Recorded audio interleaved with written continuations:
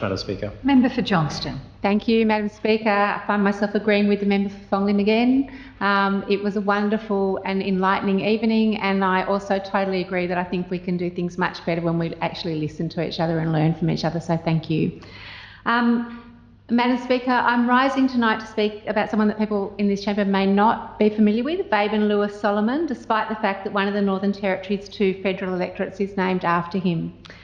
I was reminded of his remarkable and complicated story this week when I briefly attended an event at Browns Mark honouring his legacy, hosted by Luke Gosling, the current member for Solomon, and attended by representatives of the Federal Parliament, the local and national Jewish community, and many representatives from across the Darwin community.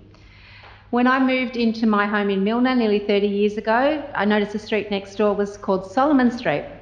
It stood out to me because it was clearly a Jewish name in a suburb where almost all the street names in our suburb are Anglo-Christian, although importantly there are also streets named after prominent Chinese Territorians, Chin, Lung, Chong and Tung Lak.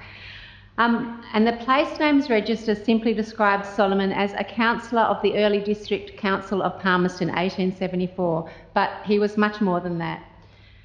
Dubbed Mr. Everything because there were very few pursuits to which he would not try, he came to the Territory from Adelaide as a gold prospector, ran his brother's business, then opened his own, invested in mining and pearling, owned and edited the Northern Territory Times and Gazette, and built Solomon's Emporium, which the historic building we now know as Browns Mart, and ran it as a general store for the then city of Palmerston. Legend has it he did some of the carpentry himself. He was also a shipping and insurance agent, a builder, an auctioneer, and author of books about sport, the West Australian goldfields and the Northern Territory, and, briefly, the Honorary Vice-Consul for the Netherlands. As an independent MLA, trying to keep across an endless number of issues and portfolios, I have to admit I found what he was doing strangely reassuring. It would have been useful to have some of his energy. It would be useful. When the Northern Territory gained representation in the South Australian Parliament, Solomon became the Territory's representative in 1890. Apparently, he campaigned by pushing himself from Darwin to Katherine on a railway trolley, and we all complained about door knocking in the build-up. While urging economic development of the Territory, particularly the completion of the transcontinental railway between Adelaide and Palmerston, so that was in 1890s, took us a while to get there. He also campaigned for better regulation of the mining industry. I'm on board with him on that.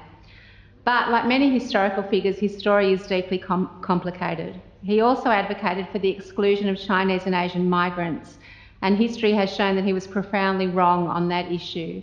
Darwin's multiculturalist stand as a stark reminder of that.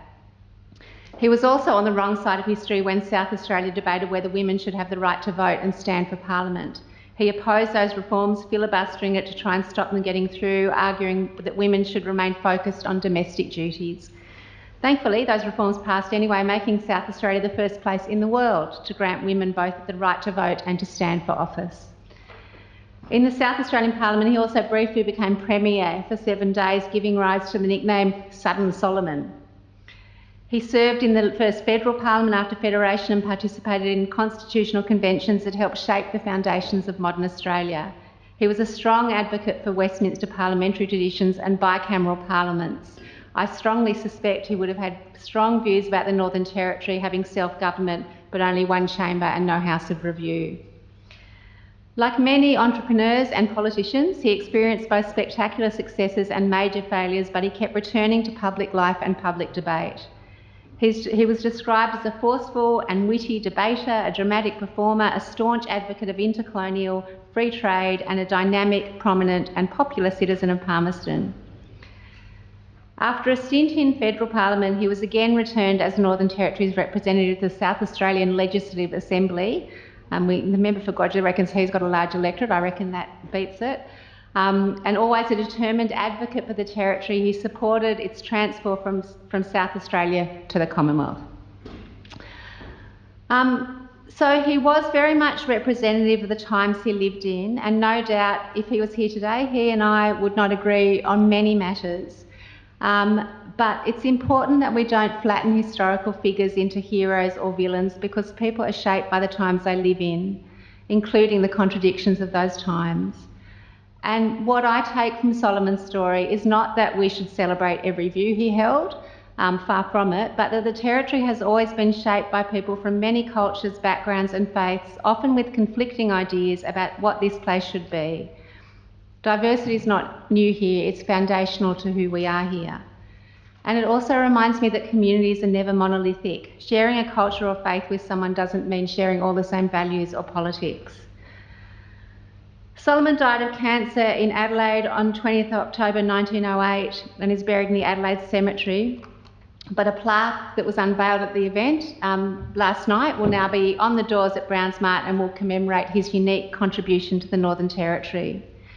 And his descendants and many other members of his extended family have continued to contribute to public life in Australia and the Northern Territory across politics, sport, law, health, arts and many other fields.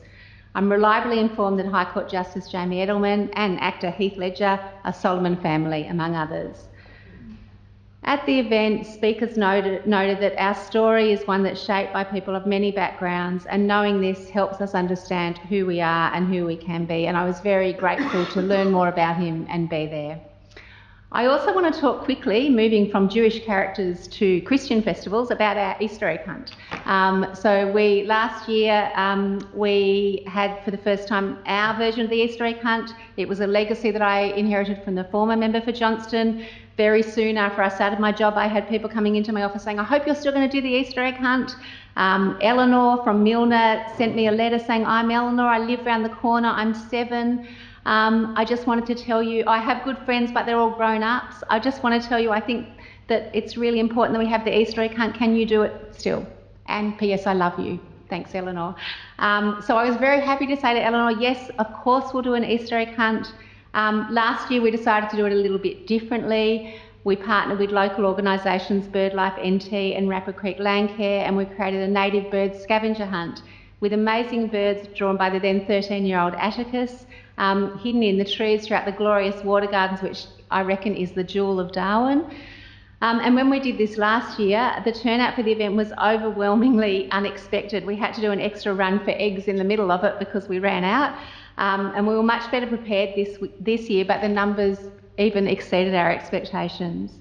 We were also lucky this year to be joined by the wonderful Jinglee School Council, who did a fundraising barbecue, and it was just so great to have the water gardens at sunset full of families and community members sharing dinner and Easter eggs together.